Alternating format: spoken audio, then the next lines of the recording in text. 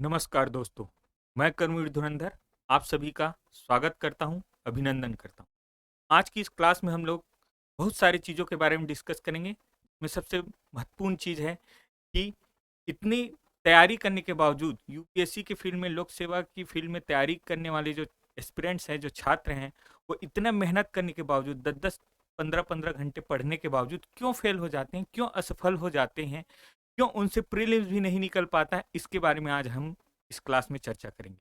और इस क्लास में हम उनको बहुत कुछ ऐसी चीज़ें बताएंगे जिसके कारण से या जिसको अपनाए जाने के बाद उनके मार्क्स बूस्ट हो जाएंगे, वो सफलता की सीढ़ी पे कदम रख पाएंगे। तो दोस्तों, मैं आप लोगों को ये कहना चाहूँगा कि आप लोगों का युद्ध यूपीएससी से है, लोक सेवा आयोग से है। तो किसी भी युद्ध में जाने से पहले हम लोगों को कुछ चीज़ें ध्यान में रखनी चाहिए। एक पहला चीज़ जो सबसे महत्वपूर्ण है, वह है आप सभी को अपने स्ट्रेंथ के बारे में, यानी कि आपका क्या स्ट्रेंथ है, इसे आप लोगों को पता होना चाहिए। ठीक है दोस्तों, एक सबसे महत्वपूर्ण चीज़ है स्ट्रेंथ, अपना स्ट्रेंथ। लेकिन आप सभी अपने स्ट्रेंथ के बारे में जानते हो रहते हैं, आपको अपने स्ट्रेंथ की समझ होती है, किंतु हमको सबसे महत्वपूर्ण चीज़ जो जानने की आवश्यकता है, वह है जो दुश्मन है हमारा, यूपीएससी, जो एग्ज़ाम लेने वाला है संस्था है, जो परीक्षा को बनाता है, जो पेपर को सेट करता है, उसके बारे में जानना, उसकी स्ट्रेटजी के बारे में जानना, वह क्या चाहता है आपसे, इसके बारे में जानना, और उसकी क्या प्लानिंग होती है आपको असफल बनाने के लिए, उसके बारे में जानना। ठीक है दोस्तों, आपने बहुत सारे हिस्टोरिकल बैकग्राउंड में पढ़े होंगे कि वो सफल कैसे होते हैं, कैसे वो युद्ध जीते। शिवाजी के बारे में जानते होंगे, चाणक्य के बारे में जानते होंगे, कृष्ण, भगवान कृष्ण भी जो है युद्ध नीति के बारे में बात करते हैं। वो भी दुश्मन की समझ, दुश्मन के को जानने को महत्वपूर्ण मानते हैं। ठीक है, महाभारत का युद्ध उन्होंने दुश्मन के बारे में जानकारी रखने के कारण ही जीत हासिल करने में पांडवों को मदद कर पाए। ठीक है दोस्तों, इसलिए हमें भी क्या जरूरी है, हमारे लिए भी जरूरी है कि यूपीएससी के बारे में जानना। यूपीएससी क्या पूछ रहा है, यूपीएससी किस प्रकार से आपको प्रश्नों में फंसाता है, इसके बारे में जानना। वह किस सब्जेक्ट को, किस पोर्शन को, किस क्षेत्र को बहुत अधिक महत्व दे रहा है, इसके बारे में जानना। ठीक है दोस्तों, तो ये युद्ध है, और इस युद्ध में अगर आपको सफल होना है तो अपने दुश्मन, यानी कि जो परीक्षा प्रणाली, परीक्षा लेने वाली जो संस्था है, उसके बारे में जानकारी प्राप्त करें। वो क्या प्रश्न दे रहा है, किस प्रकार की चीज़ों को आपके लिए परोस रहा है, उसको जानना बहुत आवश्यक है।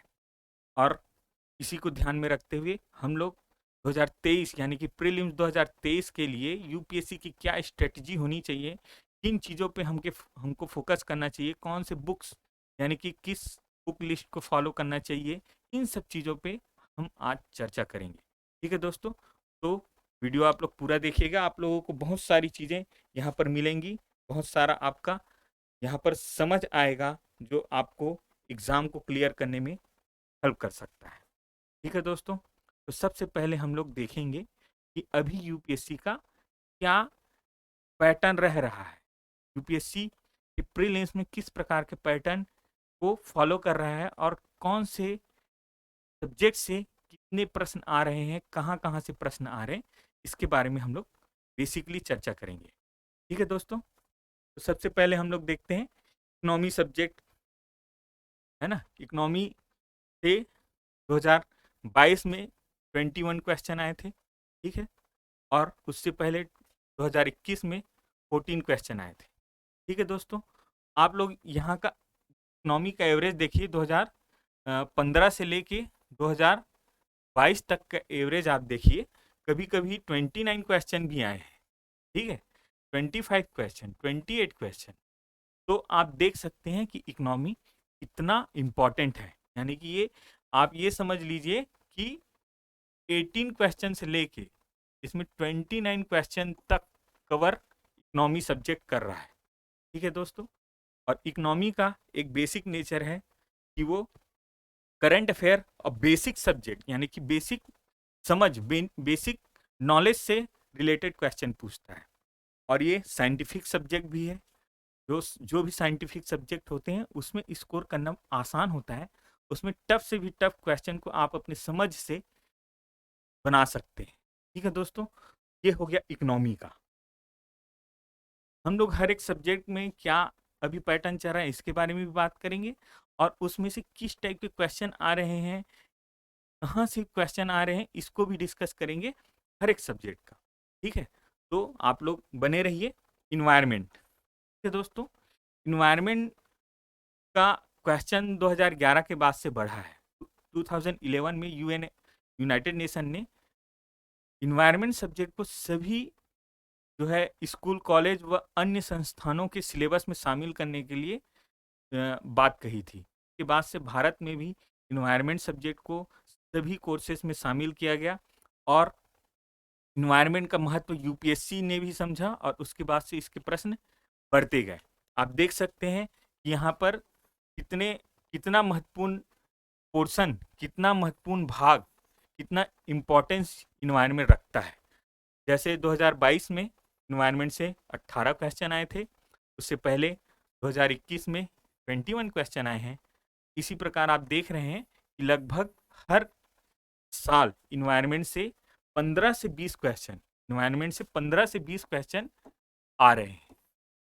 ठीक है दोस्तों, 15 से 20 क्वेश्चन इन्वायरमेंट से आ रहा है, और इन्वायरमेंट का भी बेसिक नेचर है, जो यूपीएससी का इन्वायरमेंट से क्वेश्चन पूछने का जो बेसिक नेचर है वो है बेसिक, यानी कि बेसिक सब्जेक्ट का समझ, नॉलेज, और करंट अफेयर उससे कनेक्ट करते हुए क्वेश्चन यूपीएससी पूछता है।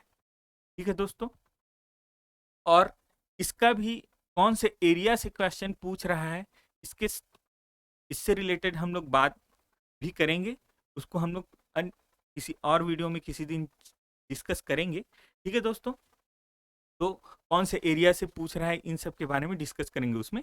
अभी आप देख रहे हैं कि इन्वायरमेंट से लगभग 15 to 20 क्वेश्चन हर ईयर, हर साल पूछा जा रहा है। ठीक है, इसी प्रकार देखिए एग्रीकल्चर से 3 क्वेश्चन, 6 क्वेश्चन, 8 क्वेश्चन। एग्रीकल्चर क्यों इंपॉर्टेंस है? क्योंकि फॉरेस्ट है ना, आईएफएस, इंडियन फॉरेस्ट सर्विस का प्रीलिम्स भी यूपीएससी के प्रीलिम, यानी कि सिविल सर्विस के प्रीलिम्स के साथ इंक्लूड होके होता है।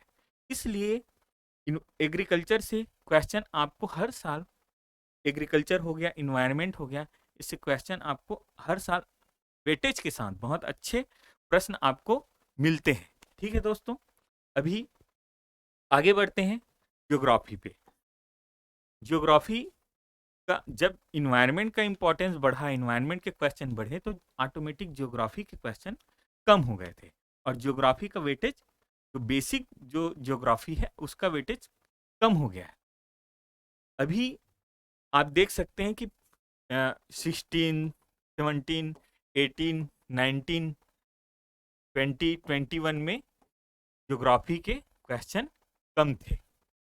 देख सकते हैं 4 क्वेश्चन, 5 क्वेश्चन, 4 क्वेश्चन, 5 क्वेश्चन, ये ऐसे टाइप से क्वेश्चन पूछे जा रहे थे। 2022 में इससे रिलेटेड चेंज हुआ है, और 2022 में ज्योग्राफी से रिलेटेड क्वेश्चन बढ़ गए हैं। अब लगभग डबल हो गए, 12 क्वेश्चन आए।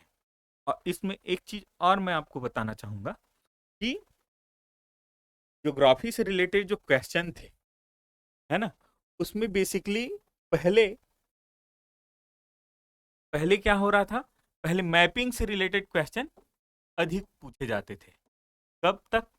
अभी समझ लीजिए आप 13 से लेके, 13 तो नहीं बोलूँगा, 16 से लेके जो 21 तक का टाइम पीरियड रहा है, उसमें ज्योग्राफी के मैपिंग से रिलेटेड क्वेश्चन और करंट अफेयर से रिलेटेड क्वेश्चन अधिक पूछे जा रहे थे। लेकिन अभी पिछले साल का अगर हम लोग पैटर्न देखें, पिछले साल का अगर हम लोग क्वेश्चन पेपर देखें, तो उसमें ज्योग्राफी का, बेसिक ज्योग्राफी है ना, बेसिक नॉलेज ऑफ ज्योग्राफी से 5 क्वेश्चन पूछे गए हैं, 5 क्वेश्चन।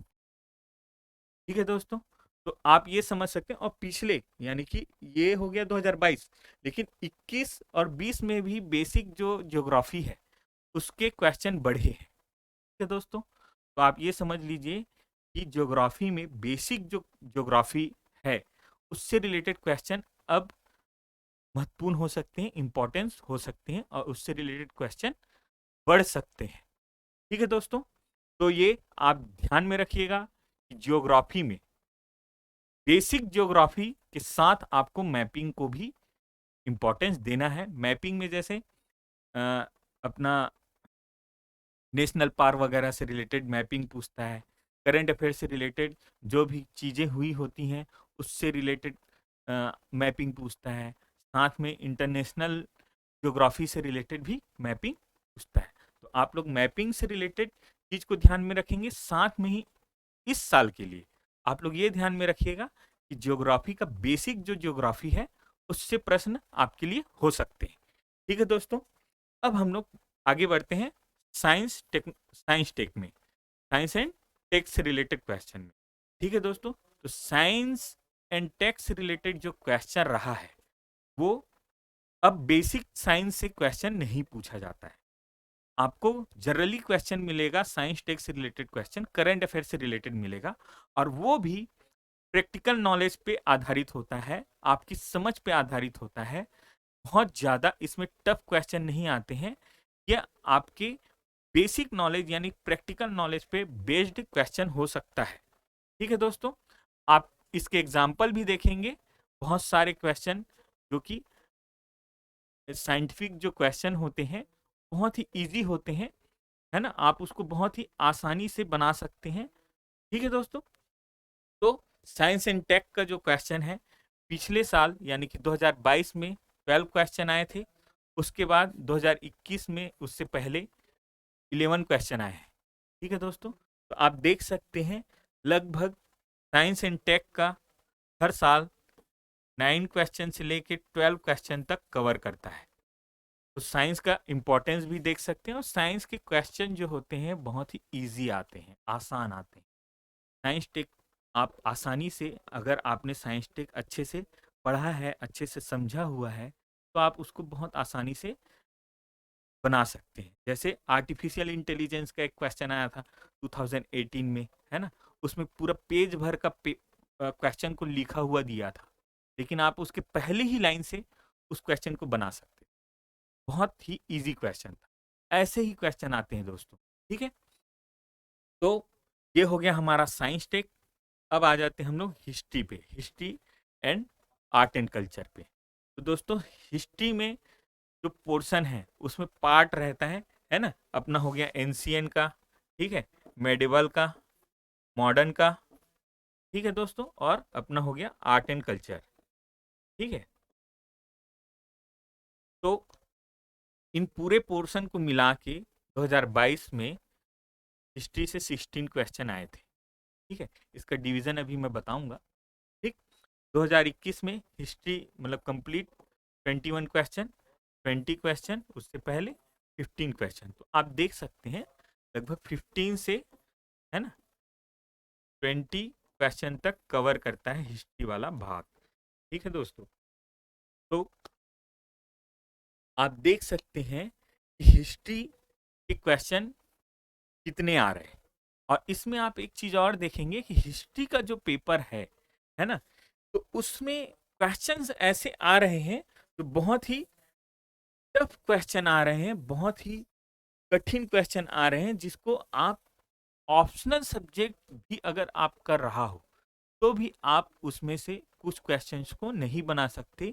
उसका आंसर जब यूपीएससी जारी करता है या फिर क्वेश्चन आ जाता है और उसके बाद लोग रिसर्च करते हैं, तभी उसके आंसर लोगों को पता चलते हैं। ठीक है दोस्तों, तो हिस्ट्री में आपको ये प्रॉब्लम देखने को मिल सकता है कि हिस्ट्री के कुछ क्वेश्चन, मतलब कुछ क्वेश्चन तो आपको इजी मिलेंगे, लेकिन कुछ क्वेश्चन आपको क्या मिलेंगे, बहुत कठिन मिलेंगे, टफ मिलेंगे। तो उसी से रिलेटेड आपको स्ट्रेटजी भी बनानी है। अब मैं इस 2016 के क्वेश्चन, हम लोग हिस्ट्री का पेपर एनालिसिस अलग से मैं आप लोगों को बताऊंगा कि उसमें कौन से एरिया इंपॉर्टेंट है, कौन सी जगह से पढ़ना है, मैं उसका पूरा अलग वीडियो आप लोगों के लिए प्रोवाइड करूंगा। फिर भी अभी मैं उसका ओवरव्यू दे दे रहा हूँ। जैसे एंशियंट है, है ना, और मेडिवल है। 2022 का पेपर का एनालिसिस बता रहा हूँ मैं। इसमें मेडिवल से 5 क्वेश्चन आए थे और एंशिएंट से लगभग 6 क्वेश्चन थे, है ना।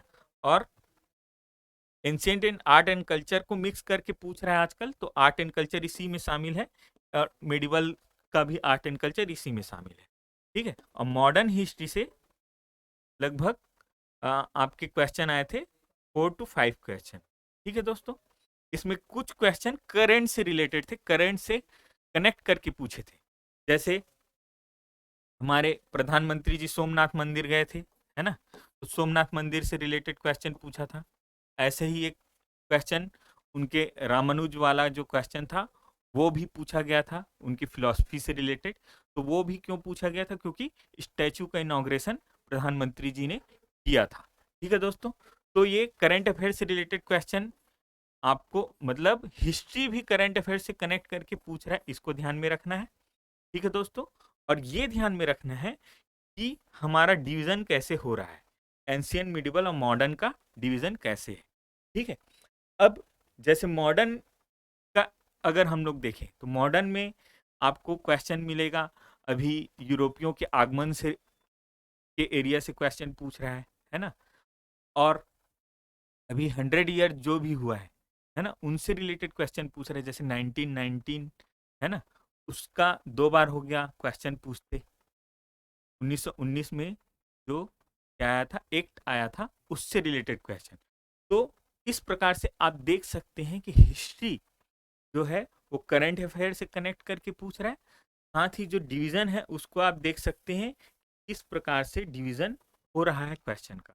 और इसमें एक चीज और भी ध्यान में रखना है कि हिस्ट्री का जो पोर्शन है वो टफ पूछ रहा है, तो आपकी स्ट्रेटेजी उसी के अनुरूप होनी चाहिए, ठीक है। अभी हम लोग कैसी स्ट्रेटजी रखनी है इसके बारे में और डिस्कस करेंगे, तब तक आप थोड़ा वेट करिए, है ना दोस्तों, ठीक है। अब जैसे आईआर है, आईआर पूरा आता है करंट अफेयर से कनेक्टेड।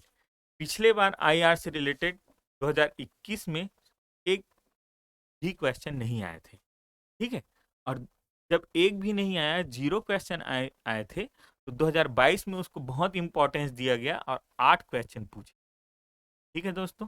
तो आप देख सकते हैं, हर बार का देख सकते हैं, जब उसका कम इंपॉर्टेंस दिया गया आईआर को, तो अगले साल उससे रिलेटेड क्वेश्चन बढ़ गए हैं, ठीक है दोस्तों। यहाँ पर ही थोड़े कम पूछे, तो आईआर भी आप लोगों के लिए इम्पोर्टेंट है। और आईआर का तैयारी आपको कहाँ से करना है, करंट अफेयर से करना है, ठीक है दोस्तों। आपको क्या पता होना चाहिए, यूपीएससी किस टाइप से कहाँ कहाँ से क्वेश्चन पूछ रहा है, ये जानना बहुत जरूरी है अगर आप सफल होना चाहते हैं। वही सफलता का मार्ग हम आपको बता रहे हैं, एनालिसिस बता रहे हैं, यूपीएससी किस टाइप से कहाँ से कौन से सब्जेक्ट से क्वेश्चन पूछ रहा है, कितना कौन से सब्जेक्ट को कितना महत्व देना है, ठीक है दोस्तों। आप लोग देख सकते हैं अवार्ड्स वगैरह से रिलेटेड क्वेश्चन 2021 में पूछा गया था, 2021 में पूछा गया था, उससे ना ही पहले पूछा गया है ना ही उससे बाद पूछा। यानी कि कभी कभी यूपीएससी कुछ पोर्शन से अचानक से क्वेश्चन पूछ लेता है, बहुत सारे क्वेश्चन पूछ लेता है। जैसे एक बार हाईवे के बारे में पूछा था, नेशनल हाईवे के बारे में, है ना। एक बार क्रिकेट के बारे में पूछा था, ठीक है दोस्तों। कभी कुछ तो कोई कोई टॉपिक कभी भी कहीं से भी उठा लेता है यूपीएससी, तो उन सब चीज़ों के लिए भी आपको तैयार रहना है, ठीक है दोस्तों। अब हम लोग देख लेते हैं पॉलिटी। तो पॉलिटी बहुत ही इंपॉर्टेंट सब्जेक्ट है और सभी का इसमें कॉन्सेप्ट अच्छा होता है ना। और आप सभी इसमें अच्छे मार्क्स स्कोर कर सकते हैं, तो इसलिए इसको बहुत ही इम्पोर्टेंस आप लोग स्वयं देते हैं, साथ में यूपीएससी भी देता है, ठीक है दोस्तों। 2022 में इससे रिलेटेड क्वेश्चन सिर्फ 10 आए थे, तो आप ये समझ लीजिए कि 2023 में इसके क्वेश्चन किसी भी कंडीशन में बढ़ने वाले हैं। पॉलिटी के क्वेश्चन किसी भी कंडीशन में बढ़ने वाले हैं और कम से कम 18 से 20 क्वेश्चन आपके लिए पॉलिटी से रहेंगे, ठीक है दोस्तों। तो इसको ध्यान में रखिएगा और पॉलिटी को इस बार 2023 का अगर आप प्रीलिम्स देने वाले हैं तो पॉलिटी को बहुत अच्छे से तैयार करके जाइएगा, ठीक है दोस्तों। तो पॉलिटी आप देख सकते हैं कि हर बार पॉलिटी के कम से कम 15 से 20 क्वेश्चन पूछे जाते हैं। 2017 में पॉलिटी के लगभग 22 क्वेश्चन पूछे गए थे। ऐसे ही 15 से 18 क्वेश्चन पॉलिटी से होते हैं और जो कि बहुत ही महत्वपूर्ण होते हैं और सभी स्टूडेंट इसको बहुत ही अच्छे से करते हैं। ठीक है दोस्तों, तो ये हो गया हमारा एक एनालिसिस की कहाँ से यूपीएससी कौन से सब्जेक्ट को कितना इंपॉर्टेंस दे रहा है और कहाँ से क्वेश्चन पूछ रहा है। अब हम आपके लिए एक स्ट्रेटजी बताएंगे कि आप क्या कर सकते हैं कि आपका ये एग्जाम इजीली क्लियर हो सके। आपको कौन कौन से सब्जेक्ट में फोकस करना चाहिए, इससे रिलेटेड मैं एक स्ट्रेटजी आपको बताना चाहूँगा। ठीक है दोस्तों, तो हम लोग एक स्ट्रेटजी के बारे में बात कर रहे हैं। तो ठीक है दोस्तों, तो हम लोग कौन से सब्जेक्ट पे फोकस कर सकते हैं जिससे यूपीएससी का प्रीलिम्स आसानी से निकल सकता है, इसके बारे में हम लोग बात करते हैं। ठीक है, तो कुछ सब्जेक्ट हैं जिस पे आप लोग आज के टाइम में फोकस कर सकते हैं। ठीक है, जैसे एक है इकोनॉमी। इससे हर साल 15 से 20 क्वेश्चन आ रहे हैं हर साल, और ये साइंटिफिक सब्जेक्ट है। ठीक है, इस समझ पर आधारित इससे रिलेटेड क्वेश्चन आता है और इकोनॉमी के क्वेश्चन इजी भी होते हैं। ठीक है, ऐसे ही क्या है, इन्वायरमेंट। इन्वायरमेंट से रिलेटेड क्वेश्चन बहुत ही महत्वपूर्ण हो गए हैं, हमने अभी डिस्कस किया है, और इससे भी कम से कम 15 to 20 क्वेश्चन हर साल पूछे जा रहे हैं। ठीक है दोस्तों, ये दो सब्जेक्ट हो गए, है ना। इसमें आप क्या ऐड कर सकते हैं, एक है पॉलिटी। ठीक है दोस्तों, पॉलिटी पॉलिटी से भी 15 क्वेश्चन लगभग हर साल पूछ रहा है, और इस बार 2023 में ज़्यादा क्वेश्चन भी पूछने के चांस हैं। तो पॉलिटी बहुत इंपॉर्टेंट है ना, तो पॉलिटी पे आप फोकस कर सकते हैं। ठीक, इन तीनों सब्जेक्ट को अगर हम लोग मिलाएं और तीनों के अगर क्वेश्चन को हम लोग ऐड करें तो लगभग ये तीन ही मिल के 50 क्वेश्चन तक कवर करते हैं। ठीक है, इसमें आप एक सब्जेक्ट और जोड़ दीजिए, साइंस टेक।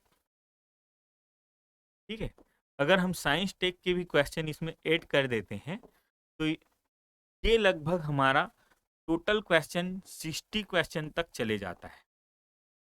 60 क्वेश्चन, ठीक है दोस्तों, और 60 क्वेश्चन आप अगर ये चारों सब्जेक्ट पे फोकस करते हैं तो ये बहुत ही आसानी से आप इसको सॉल्व कर सकते हैं। क्यों? क्योंकि ये साइंटिफिक सब्जेक्ट हैं और इससे रिलेटेड क्वेश्चन आपसे, आपकी समझ अगर अच्छी है, अगर आपकी समझ उस सब्जेक्ट से रिलेटेड जो समझ है वो अच्छी है, आपका नॉलेज अच्छा है, तो आप इन प्रश्नों को आसानी से बना सकते हैं। यहाँ तक कि तुक्के मार के भी आप आंसर तक पहुँच सकते हैं। तुक्के मार के आप आंसर तक हिस्ट्री में नहीं पहुँच सकते, आर्ट एंड कल्चर में नहीं पहुँच सकते, लेकिन इन सब्जेक्ट में आप आंसर तक पहुँच सकते हैं, है ना। एलिमिनेशन राउंड से आप आंसर तक पहुँच सकते हैं, तो आपके लिए ये 60 क्वेश्चन बहुत ही महत्वपूर्ण हो जाते हैं। ठीक है दोस्तों, और आप लोगों को मैं कट ऑफ भी यूपीएससी का पिछले 4-5 सालों का जो आइडिया है वो दे देता हूँ। कट ऑफ लगभग 90 नंबर से लेके 100 मार्क्स, 90 मार्क्स से लेके 100 मार्क्स के अराउंड रहता है। और ये 60 क्वेश्चन अगर आप देखते हैं तो ये 60 क्वेश्चन 120 मार्क्स के अराउंड बनता है। अगर आप इसमें 60 क्वेश्चन में अगर आप माइनस मार्किंग के साथ अगर 45 से लेके 50 क्वेश्चन भी सही कर लेते हैं, 45 से लेके 50 क्वेश्चन तक भी अगर सही कर लेते हैं तो आपका कट ऑफ यहीं से निकल जाएगा। कुछ सब्जेक्ट को आप इसमें ऐड ऑन कर देंगे तो ऑटोमेटिक आप प्रीलिम्स क्लियर कर सकते हैं। ठीक है दोस्तों, तो ये स्ट्रेटजी आप अपना सकते हैं, बहुत ही अच्छी स्ट्रेटजी है जिससे आप सफलता प्राप्त कर सकते हैं। ठीक है दोस्तों, तो अब हम लोग आगे बढ़ते हैं और डिस्कस करते हैं अगले हमारे टॉपिक पे। ठीक है, कि हम क्या पढ़ें।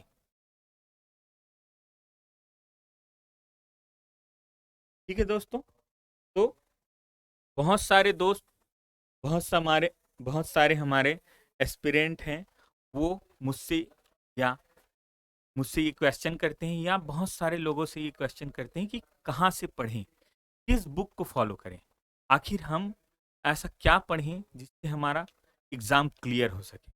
ठीक है दोस्तों, तो मैं सभी को ये सजेशन देना चाहूँगा कि आपका जो बुक लिस्ट है वो स्टैंडर्ड बुक लिस्ट होना चाहिए।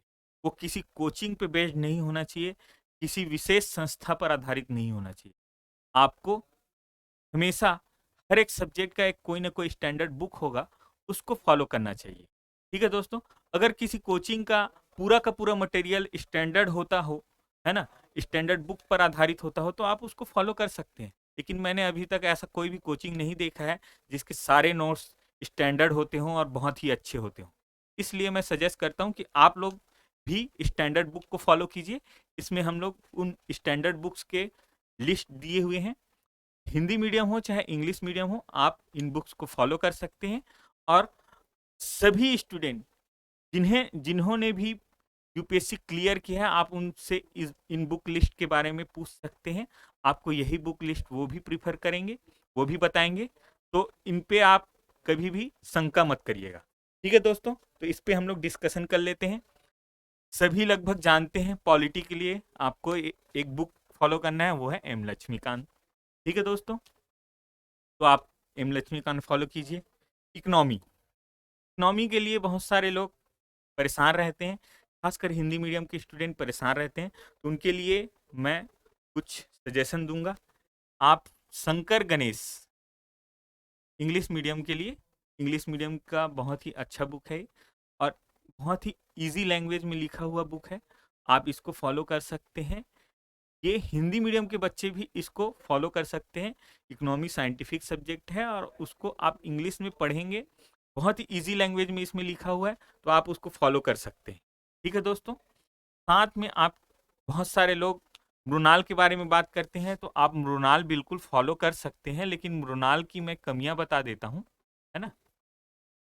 मृणाल का मृणाल का बुक या मृणाल का नोट्स फॉलो करने में एक बेसिक प्रॉब्लम ये आ रहा है कि वो बहुत ही लेंदी हो जाता है, उसमें बहुत सारा टॉपिक बहुत ज़्यादा कवर कर दिया गया। तो आप इसको फॉलो कर सकते हैं, बहुत ही अच्छा नोट्स रहता है, लेकिन आप इस पे भटक भी सकते हैं। ठीक है दोस्तों, और एक है हमारे इसके साथ रमेश सिंह, है ना। तो रमेश सिंह आप फॉलो कर सकते हैं, हिंदी मीडियम इंग्लिश मीडियम दोनों के स्टूडेंट फॉलो कर सकते हैं, लेकिन इसमें भी वही प्रॉब्लम है कि आपके लिए समझ विकसित तो हो जाएगा, लेकिन बहुत ही लेंदी होता है, इसमें आप भटक जाते हैं। ठीक है दोस्तों, अब आ जाते हैं इन्वायरमेंट में। तो इन्वायरमेंट में अगर आप इंग्लिश मीडियम के स्टूडेंट हैं, तो शंकर आयस से अच्छा कोई आपको नोट्स नहीं मिलेगा, कोई अच्छा बुक नहीं मिलेगा। और आप अगर हिंदी मीडियम के हैं, आपकी इंग्लिश अच्छी है, तो आप शंकर आयस का नोट्स फॉलो कर सकते हैं, इंग्लिश वाली। हिंदी में उसका मार्केट में अवेलेबल है, लेकिन उसका लैंग्वेज बहुत ही ख़राब है, उसमें ट्रांसलेशन बहुत ही ख़राब हुआ है। इसके साथ आप क्या फॉलो कर सकते हैं, तो दृष्टि का नोट्स फॉलो कर सकते हैं। ठीक है, दृष्टि आयस का हिंदी मीडियम के लिए। ठीक है दोस्तों, और आप इकोनॉमी और इन्वायरमेंट दोनों के लिए मोक्ष आयस का नोट्स फॉलो कर सकते हैं, आपको हम प्रोवाइड कर देंगे। ठीक है दोस्तों, अगला आता है ज्योग्राफी। ज्योग्राफी के लिए कौन सा बुक फॉलो किया जाए, तो ज्योग्राफी के लिए बेसिक एनसीईआरटी बेस्ट है। ठीक है, इसके साथ आप क्या कर सकते हैं, हिंदी इंग्लिश दोनों मीडियम वाले विजन आईएएस का नोट्स फॉलो कर सकते हैं। ठीक है, इसके साथ इंग्लिश मीडियम के लिए जीसी जीसी लियोंग है, यहाँ पर स्पेलिंग गलत लिखा हुआ है, तो आप जीसी लियोंग फॉलो कर सकते हैं, बहुत ही अच्छी बुक है। और अभी बेसिक के जो कॉन्सेप्ट हैं वो इसी बुक से पूछे जा रहे हैं और एनसीईआरटी से रिलेटेड पूछे जा रहे हैं। बेसिक अभी बढ़ गया है, बेसिक के क्वेश्चन पिछले साल पूछे गए हैं, तो आप इस बुक को फॉलो कर सकते हैं, बहुत ही अच्छा बुक है। ठीक है दोस्तों, मैपिंग मैपिंग का स्पेलिंग थोड़ा गलत लिखा हुआ है, मैपिंग मैपिंग के लिए करंट अफेयर से रिलेटेड चीज़ों को ध्यान में रखिए और मैपिंग को तैयार करिए, बेस्ट रहेगा। ठीक है दोस्तों, अब हम लोग हिस्ट्री के बारे में बात करते हैं।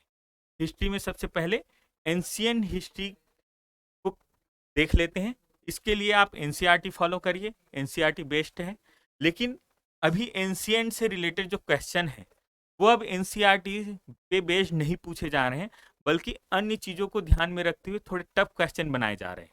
ठीक है, तो इसके लिए क्या किया जाए, तो आप कुछ ऑप्शनल की बुक्स या कुछ स्पेसिफिक जो नोट्स आ रहे हैं एंशिएंट से रिलेटेड, उस पे आप जा सकते हैं। ठीक है, मणिकांत सर का नोट्स इसमें आपको अच्छा मिलेगा। मणिकांत सर का एंशिएंट का नोट्स आप फॉलो कर सकते हैं। हिंदी मीडियम के बहुत ही अच्छे टीचर हैं हिस्ट्री के। ठीक है दोस्तों, मिडिवल मेडिवल या मध्यकालीन भारत है, उसके लिए आप अभी इससे रिलेटेड जो क्वेश्चन आ रहे हैं मेडिवल से रिलेटेड, वो बहुत ही आसान आ रहे हैं। और इसके लिए बेस्ट है कि आप एनसीईआरटी ही फॉलो करें, है ना। और इससे इससे अलग आपको क्वेश्चन एग्जाम में नहीं मिलेंगे, एनसीईआरटी से रिलेटेड ही क्वेश्चन आपको एग्जाम में मिलेंगे। तो आप एनसीईआरटी ही फॉलो कीजिए इसके लिए, और बहुत ज़्यादा इसके लिए भागने की ज़रूरत नहीं है इधर उधर, मेरा सजेशन है। बाकी आप भागना चाहे तो भाग सकते हैं। ठीक है दोस्तों, आधुनिक भारत या मॉडर्न हिस्ट्री के लिए आप स्पेक्ट्रम फॉलो करिए। इसके अलावा आप क्या फॉलो कर सकते हैं, तो विपिन चंद्र का भारत का स्वतंत्रता संग्राम 1857 के बाद की जो क्रांति वाला है उसको आप फॉलो कर सकते हैं। उसमें आपको बहुत सारी चीज़ें जो कॉन्सेप्ट है वो उसमें से आपको क्लियर होगा और बहुत ही अच्छे से क्लियर होगा। तो आप विपिन चंद्र फॉलो करिए, उसके साथ में मतलब स्पेक्ट्रम के साथ में आप विपिन चंद्र फॉलो करिए।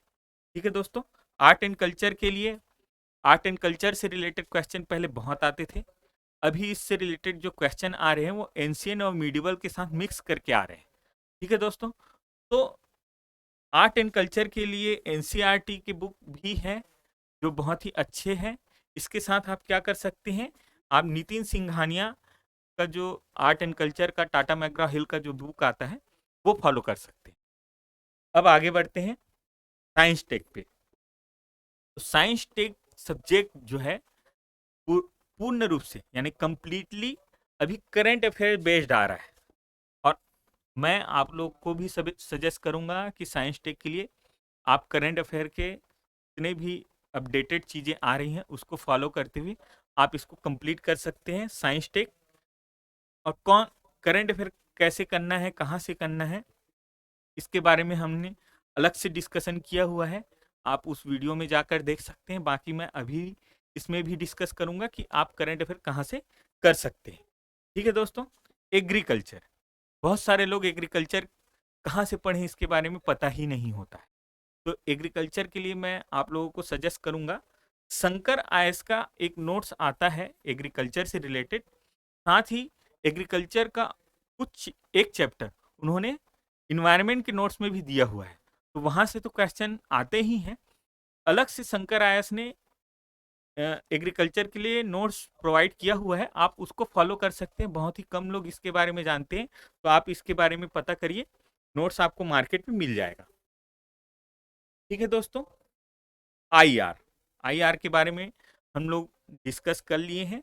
आईआर आप करंट अफेयर से करिए, है ना, कंप्लीट आईआर करंट अफेयर से रिलेटेड ही आता है, तो आप इसी में से ही करंट अफेयर जिसका भी फॉलो कर रहे हैं वहां से करिए। ठीक है दोस्तों, गवर्नमेंट पॉलिसी, गवर्नमेंट पॉलिसीज से रिलेटेड क्वेश्चन बहुत पूछे जाते थे, पिछले कुछ सालों में इसका इम्पोर्टेंस कम हुआ है, तो आप इसको थोड़ा ध्यान में दे सकते हैं। इससे रिलेटेड जो नोट्स है कहाँ से करें, तो आप मंथली करंट अफेयर जो होता है उसमें गवर्नमेंट पॉलिसीज दिए होते हैं, तो आप उससे कर सकते हैं। विजन आईएएस का गवर्नमेंट पॉलिसीज का लास्ट में एक बुकलेट आता है, आप उसको फॉलो कर सकते हैं। वो बहुत ही लास्ट में आता है, बहुत टाइम बाद आता है, तो आप अगर उतना समय तक वेट नहीं करना चाहते हैं तो आप इंग्लिश मीडियम वाले बच्चे आईएएस पार्लियामेंट का जो नोट्स आता है गवर्नमेंट पॉलिसीज का, आईएएस पार्लियामेंट मतलब शंकर आईएएस का, आप उससे कर सकते हैं। ठीक है दोस्तों, तो वो आप फॉलो कर सकते हैं। एक है इंटरनेशनल ऑर्गेनाइजेशन।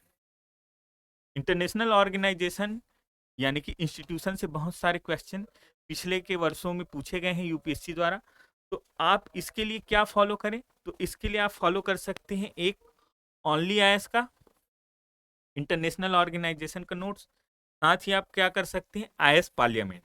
आईएस पार्लियामेंट अलग से इंटरनेशनल ऑर्गेनाइजेशन का नोट्स निकालता है, और सबसे पहले आईएस पार्लियामेंट यानी शंकर आईएएस ने ही इंटरनेशनल ऑर्गेनाइजेशन को अलग करते हुए नोट्स निकाला था, जिसमें से यूपीएससी बहुत सारे क्वेश्चन पूछी थी। तो आप उसको फॉलो कर सकते हैं, उसमें बहुत ही अच्छे से डिटेल में चीज़ों को कवर किया गया है।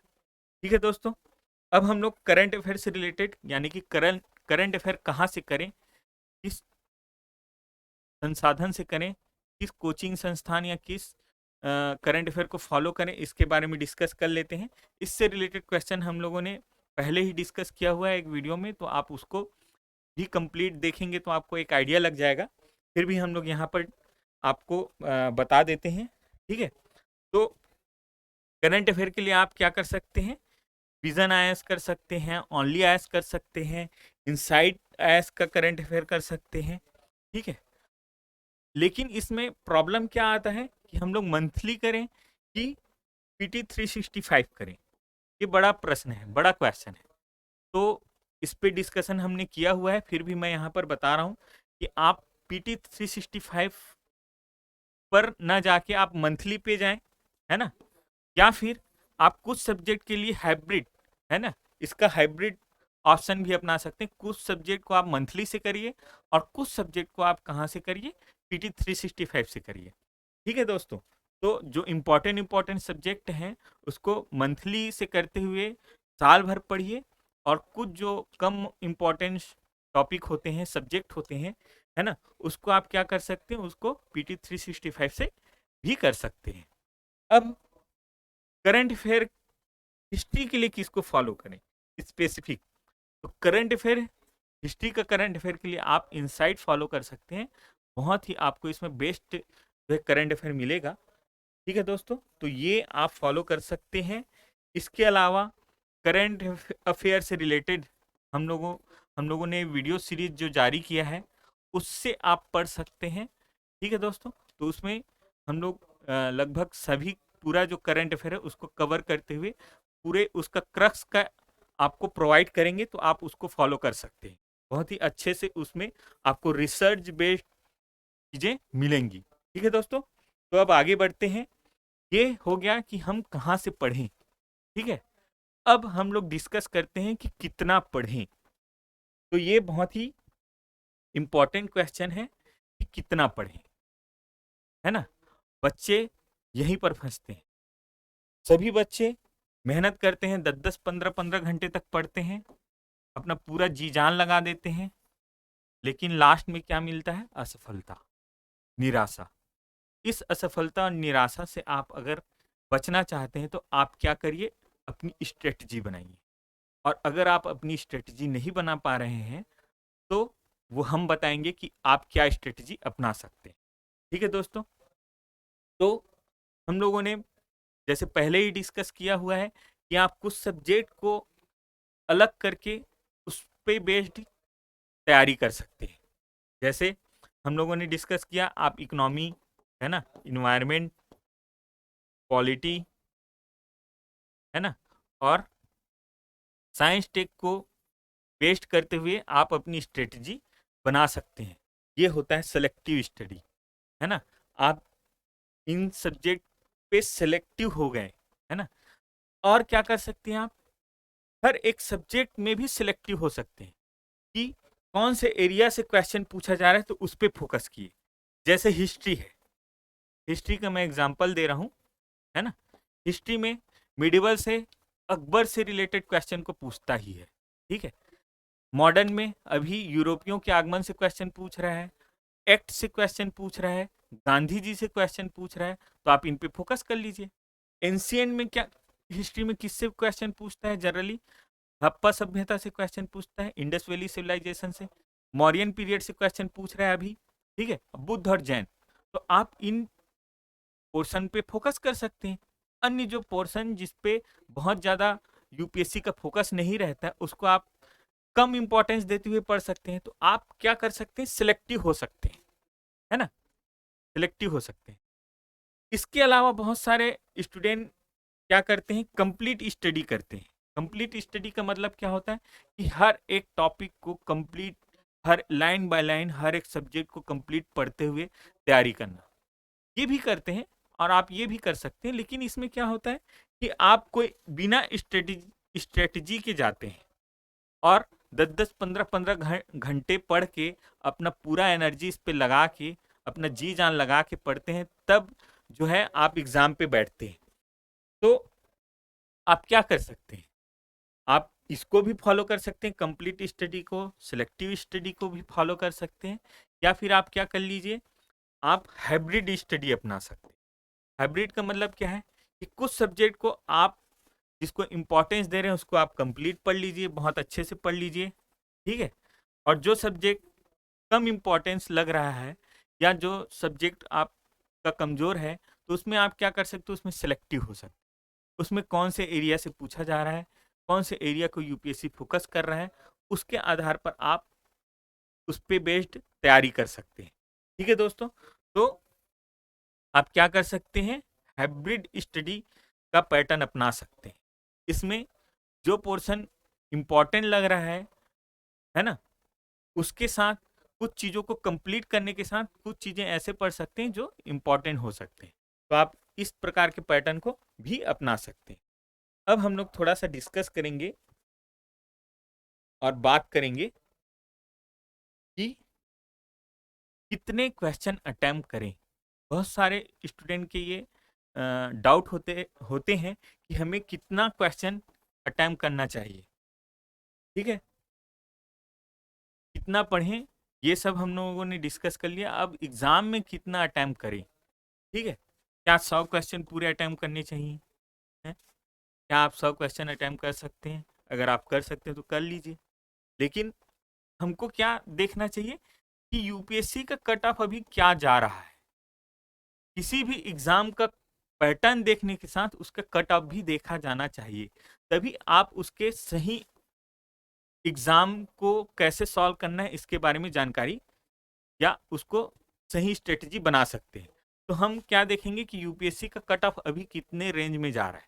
अभी यूपीएससी का कट ऑफ जा रहा है 90 to 100 मार्क्स के रेंज में जा रहा है, ठीक है दोस्तों, ये रेंज है। ये रेंज का मतलब क्या हो रहा है, 45 क्वेश्चन से लेके 50 क्वेश्चन आपके सही होने चाहिए कट फिट के, यानी कि फाइनल माइनस मार्किंग के साथ।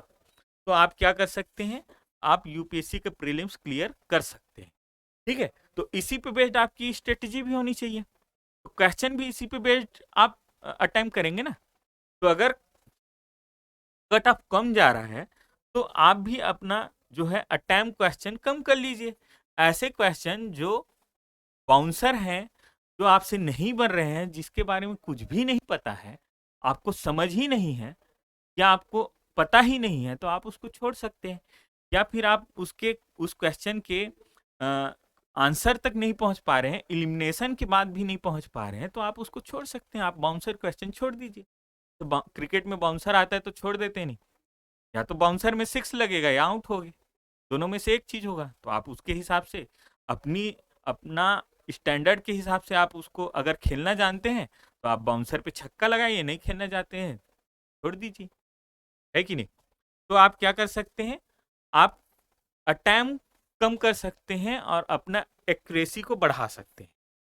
अगर आपकी एक्यूरेसी कम है, बहुत लोगों की एक्यूरेसी कम होती है, तो आप क्या कर सकते हैं, अपना अटेम्प्ट बढ़ा लीजिए, ठीक है। अटेम्प्ट बढ़ेगा तो सही होने के चांसेस बढ़ेंगे। एक्यूरेसी कम है तो ऑटोमेटिक आप क्या है, हाई मार्क्स तक पहुंच सकते हैं। फिर भी इसे क्या रेंज होना चाहिए, अभी के स्टैंडर्ड के हिसाब से क्या रेंज होना चाहिए क्वेश्चन के अटेम्प्ट करने का। तो मैं ये कहूँगा, आप लोगों को सजेशन है मेरा कि आप 60 to 80 मिनिमम 60 क्वेश्चन अटेम्प्ट करिए। बहुत अच्छे एक्यूरेसी अगर आपकी है तो आप 60 क्वेश्चन मिनिमम अटेम्प्ट करिए, और 80 to 85 क्वेश्चन आप क्या है, फाइनल लास्ट ऐसे क्वेश्चन जिनमें बाउंसर लग रहा है ना, जो बाउंसर है आपके लिए, उसको आप छोड़ के 85 क्वेश्चन मैक्सिमम तक अटेम्प्ट कर सकते हैं अभी के कंडीशन में, ठीक है दोस्तों। तो इसको ध्यान में रखते हुए आप अपने अटेम्प्ट को ध्यान में रखिएगा। ये हो गया, हमने डिस्कस किया कि कितने क्वेश्चन अटेम्प्ट कर सकते हैं इसके बारे में, ठीक है। अब हम लोग आगे बात करते हैं कि हमें क्या करना चाहिए और क्या नहीं करना चाहिए। ठीक है, हमें इस एग्जाम की तैयारी में क्या करना चाहिए और क्या नहीं करना चाहिए, इस पे डिस्कशन हम कर लेते हैं। जैसे दोस्तों हम लोग डिस्कस करते हैं क्या करें पे। सबसे पहले आप लोग अपना बेसिक कॉन्सेप्ट जो है, अगर आप प्रीलिम्स निकालना चाहते हैं तो आपका बेसिक बहुत अच्छा होना चाहिए। बेसिक कॉन्सेप्ट आपका क्लियर होना चाहिए और इस पे आप फोकस करिए। और मेन मेन जो सब्जेक्ट हैं जैसे इन्वायरमेंट है, इकोनॉमी है, पॉलिटी है ना, इन साइंस टेक है, इसके बेसिक आपके क्लियर होने चाहिए, बहुत ही अच्छे होने चाहिए। ठीक है, अब हम लोग आगे बढ़ते हैं कि स्टडी मटेरियल। तो स्टडी मटेरियल आप स्टैंडर्ड बुक फॉलो करिए, है ना। कोचिंग संस्थानों के मायाजाल से दूर रहिए। वो जो बोलते हैं कि नहीं आप हमारे पास आए हैं और सिर्फ हमारा नोट्स, हमारा मटेरियल पढ़िए, तो इस मायाजाल से दूर रहिए। खासकर हिंदी मीडियम के स्टूडेंट लोग को मेरा सजेशन रहेगा कि आप बिल्कुल मायाजाल से दूर रहिए। कोचिंग संस्थानों के फंसा देंगे और फंस जाओगे, तभी हिंदी मीडियम का जो रिजल्ट है इतना खराब है। हिंदी मीडियम के खराब रिजल्ट पे एक बार हम लोग और डिस्कस करेंगे, उसके लिए हम लोग अलग वीडियो बनाएंगे। अभी हम लोग जनरल चर्चा कर लेते हैं। ठीक है, आप क्या कर सकते हैं, हर एक सब्जेक्ट का अलग स्ट्रेटजी बना सकते हैं। ठीक है दोस्तों, हर एक सब्जेक्ट के लिए अलग स्ट्रेटजी बनाइए, उसके स्पेसिफिक आप उस पर एनालिसिस करिए। आपका वीक पोर्शन क्या है उस पर स्पेसिफिक आप उस पर डिस्कशन करिए। उसके बाद आप उसकी स्ट्रेटजी बनाइए कि कौन से सब्जेक्ट में आपका जो है आप अच्छे हैं और उस सब्जेक्ट के कौन कौन से पोर्शन में आप अच्छे हैं। तो और यूपीएससी भी कौन से सब्जेक्ट के कौन से पोर्शन को पूछ रहा है, इसकी स्ट्रेटजी बना के आप क्या है अपनी तैयारी को अच्छा कर सकते हैं। ठीक है, अभी हमने डिस्कस किया कि बाउंसर क्वेश्चन छोड़ दीजिए, तो ये डूज में रखिए बिल्कुल। बाउंसर क्वेश्चन जो भी हैं, ऐसे क्वेश्चन जो भी आ रहे हैं जो आपको बिल्कुल भी नहीं पता है, आप छोड़ दीजिए। ठीक है दोस्तों, और क्या कर सकते हैं, आप प्रीलिम्स के लिए कंप्लीट एक स्ट्रेटजी बनाइए। 100 डेज, 120 डेज, जो भी आप जैसा भी पढ़ना चाहते हैं, एक स्पेसिफिक स्ट्रेटजी बना के आप अपनी तैयारी को करिए। अगर आपकी स्ट्रेटजी नहीं है, स्पेसिफिक आप स्ट्रेटजी बेस्ड तैयारी नहीं कर रहे हैं, तो आपका कोई भी एग्जाम नहीं निकलेगा। मैं यूपीएससी की तो बात ही नहीं कर रहा, यूपीएससी सिविल सर्विस की बात ही नहीं, कोई भी एग्जाम, आप दुनिया का कोई भी एग्जाम में अच्छा परफॉर्म नहीं कर सकते हैं। कॉम्पिटिटिव एग्जाम में आप सफल नहीं हो सकते अगर आपके पास स्ट्रेटजी नहीं है। तो एक अच्छी स्ट्रेटजी बनाइए, उसके आधार पर आप पढ़िए। ठीक है, करंट अफेयर के लिए आप मंथली फॉलो करिए, है ना, प्रॉपर। तो इस पे हम लोगों ने अलग से डिस्कशन किया हुआ है, आप उसको देख सकते हैं। और क्या करिए, एग्जाम में प्रीलिम्स जो एग्जाम है उसमें बैठने से पहले, उसमें जाने से पहले आप 3 टाइम्स, कम से कम 3 बार, है ना, आप रिवीजन कर लीजिए। कम से कम आपका 3 बार का रिवीजन होना चाहिए, तब आप एग्जाम में बैठिए। ठीक है दोस्तों, और क्या करना चाहिए, 2 आवर स्ट्रेटजी। 2 आवर स्ट्रेटजी क्या होता है, 2 आवर स्ट्रेटजी होता है एग्जाम का 2 घंटा। ठीक है, एग्जाम के 2 घंटे, 2 आवर्स, जिसमें आप बैठते हैं। 2 to 4 यानी कि 2 आवर जीएस के, 2 आवर सी सेट के, तो दोनों के लिए प्रॉपर स्ट्रेटजी बना लीजिए। ठीक है दोस्तों, तो 2 आवर स्ट्रेटजी बहुत इंपॉर्टेंट है कि हम लोग वहीं जाके फेल हो जाते हैं। आप साल भर बहुत मेहनत करते हैं, बहुत तैयारी करते हैं, बहुत पढ़ते हैं, 10-10, 15-15 घंटे डेली पढ़ते हैं, लेकिन अगर आपके पास लास्ट के 2 घंटों के लिए सही स्ट्रेटजी नहीं है, तो आप फेल कर जाएंगे। कहाँ से क्वेश्चन को सॉल्व करना चालू करना है, कौन से सब्जेक्ट से आरंभ करना है ना, इन सब की प्रॉपर स्ट्रेटजी होनी चाहिए। आपको कितने घंटे में कितने क्वेश्चन करने हैं, आपको कितनी बार क्वेश्चन को किस हिसाब से सॉल्व करना है, या कौन से क्वेश्चन को छोड़ने हैं, इसकी प्रॉपर स्ट्रेटजी बनाइए, तभी आप सफल हो सकते हैं। अगर आप लोगों को इससे रिलेटेड 2 आवर स्ट्रेटजी के बारे में जानना है, तो आप कमेंट करिएगा, मैं इसके बारे में भी अलग से वीडियो बताऊंगा। 2 आवर स्ट्रेटेजी क्या होनी चाहिए, किस टाइप से आपको क्वेश्चन को सॉल्व करना है और कैसे आप आंसर तक पहुंचेंगे, या आपकी प्रॉपर स्ट्रेटेजी क्या होनी चाहिए, इस पे हम लोग अलग से डिस्कशन कर सकते हैं। आप कमेंट करिएगा, मैं इस पे अलग से वीडियो बनाऊंगा। ठीक है दोस्तों, अब आ जाते हैं टेस्ट। तो आप एग्जाम में बैठने से पहले अपने आप को, आपकी स्थिति क्या है इसका आकलन जरूर करिए। तभी आप अपना आकलन करते हुए आपका पोजीशन क्या है इसके बारे में आपको पता होगा, तभी आप इस एग्जाम को क्लियर कर सकते हैं। तो प्रॉपर टेस्ट दीजिए, हर एक सब्जेक्ट को पढ़ने के बाद उसके प्रॉपर टेस्ट दीजिए, कम से कम हर एक सब्जेक्ट का 2-3 टेस्ट दीजिए, फुल लेंथ टेस्ट दीजिए। तो और हर एक टेस्ट को देने के बाद अपना आकलन करिए कि आप कितने पानी में हैं। जब आप अगर डूब रहे हो तो उससे तैर कर बाहर निकलने के लिए प्लानिंग बनाइए। तो इसलिए टेस्ट ही आपका क्या है, परीक्षा है। तो टेस्ट से आप क्या है, टेस्ट में कितने मार्क्स आ रहे हैं इसका चिंता नहीं करना है। कई लोग डिप्रेस हो जाते हैं कि टेस्ट में मेरे कम मार्क्स आ रहे हैं। टेस्ट सिर्फ आपके अनुभव के लिए है, ठीक है, वो ओरिजिनल एग्जाम नहीं है। बहुत सारे लोग टेस्ट में कम अच्छा परफॉर्म नहीं करते हैं, लेकिन ओरिजिनल एग्जाम में उनके मार्क्स बहुत अच्छे आते हैं, बहुत अच्छा परफॉर्म करते हैं। इसलिए टेस्ट देके आपको डिप्रेस नहीं होना कि मेरे कम मार्क्स आ रहे हैं, लेकिन आपको टेस्ट जरूर देना है। ठीक है दोस्तों, तो टेस्ट देते रहेंगे और आप हमेशा अपना एनालिसिस करते रहेंगे अपने परफॉर्मेंस का। ठीक है, तो ये हमने अभी जैसे ही बोला कि आप अपना आकलन करिए, एनालिसिस करिए, बहुत जरूरी है ये, है ना। और हर कुछ समय बाद आप अपना आकलन करते रहिए कि कौन से, जैसे आपने फुल लेंथ एग्जाम दिया, फुल लेंथ एग्जाम, तो आप उसमें देखिए कि आपके कौन से सब्जेक्ट के क्वेश्चन सही हो रहे हैं, कहाँ आप अच्छा परफॉर्मेंस कर रहे हैं, कहाँ आप खराब परफॉर्मेंस कर रहे हैं, कहाँ पर आपकी कमियां हैं। तो आप फुल लेंथ आप टेस्ट का एनालिसिस करिए, ऐसे ही सब्जेक्ट वाइज भी एनालिसिस करिए कि आपने मान लो पॉलिटी का टेस्ट दिया, तो पॉलिटी का टेस्ट देने के बाद उसमें आपका परफॉर्मेंस कैसा है, फिर उसके बाद हर एक पोर्शन में आपका परफॉर्मेंस कितना है, कि आपसे मूल अधिकार यानी कि मूल अधिकार के क्वेश्चन बन रहे हैं कि नहीं बन रहे हैं, वहां पर आपका परफॉर्मेंस कैसा है ना।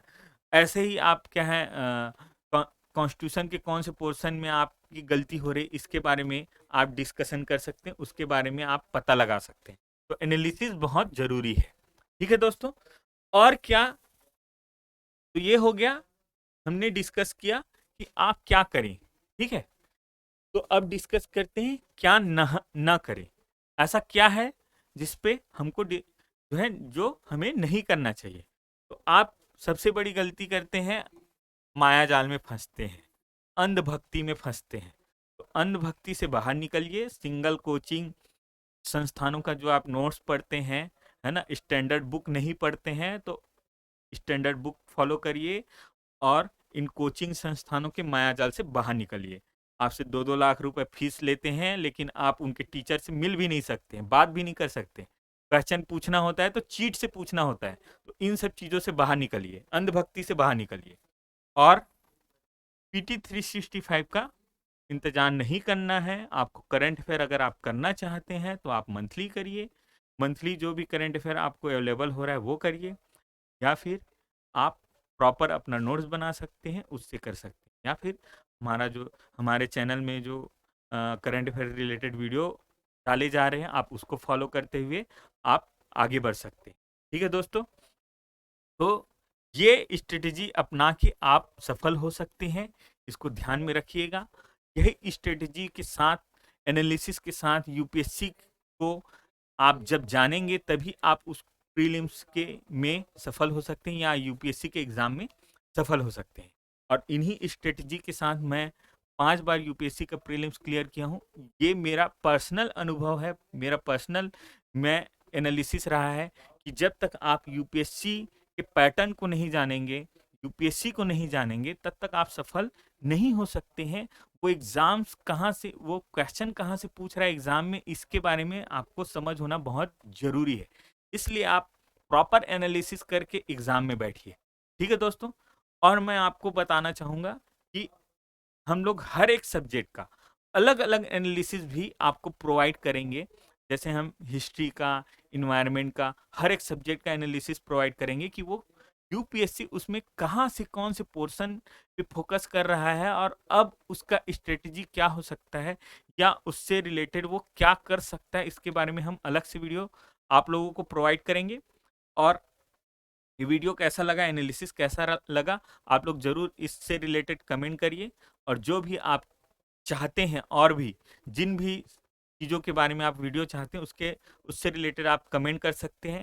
मैं उस पर विचार करूंगा और उस पर वीडियो जरूर आप लोगों को प्रोवाइड करूंगा। धन्यवाद।